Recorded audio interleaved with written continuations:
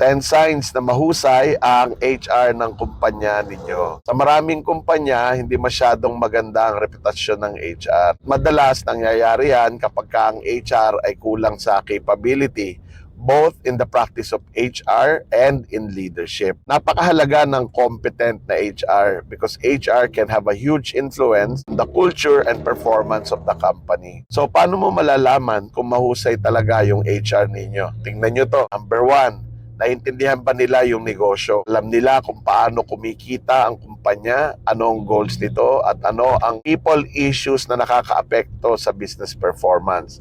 Number 2, may influence ba sila sa management? Kaya ba nilang magbigay ng advice, mag-challenge ng bad decisions, at mag-recommend ng tamang people practices?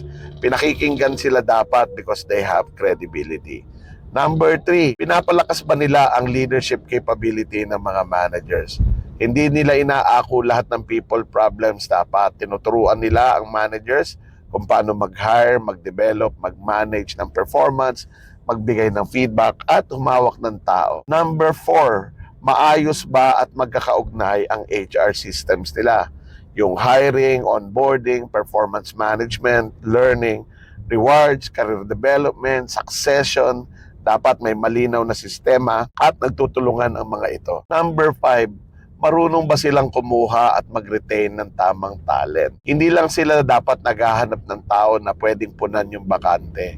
Naiintindihan nila kung ano yung talent na kailangan para magtagumpay ang organization ngayon at sa future. Number 6, systematic ba sila sa pagde-develop ng competence? Training is based on actual capability needs. May effort to develop technical skills, leadership capability, at dapat future-ready yung mga competencies. Number 7, malakas ba ang performance management system?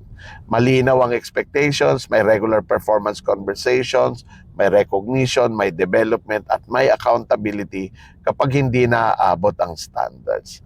8, pinapaganda ba nila ang employee experience? Nakikinig ba sila sa employees? Tinutulungan ba nila magkaroon ng fairness, engagement, psychological safety, at environment kung saan gusto ng mahuhusay na tao na manatili? Number 9, kaya nilang impluensyahan ang culture at mag-lead ng change. Values are translated into actual behaviors.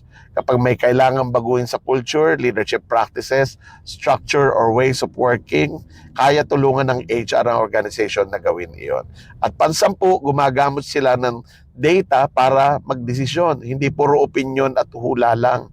Tinitingnan nila yung turnover, performance, engagement, capability, hiring quality, absenteeism, succession, readiness, at iba pang indicators para malaman kung saan dapat kumilos. Kaya kung gusto mo malaman kung mahusay ang HR ng kumpanya nyo, huwag nyo lang tingnan kung mabilis sila mag-process ng payroll, mag-recruit, at mag-organize ng company outing. Tingnan mo ang impact nila sa managers, employees, culture, capability, at performance ng organization. Because a competent HR helps build a competent organization.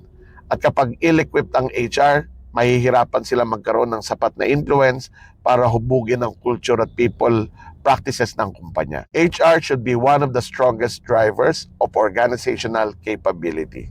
Follow for more.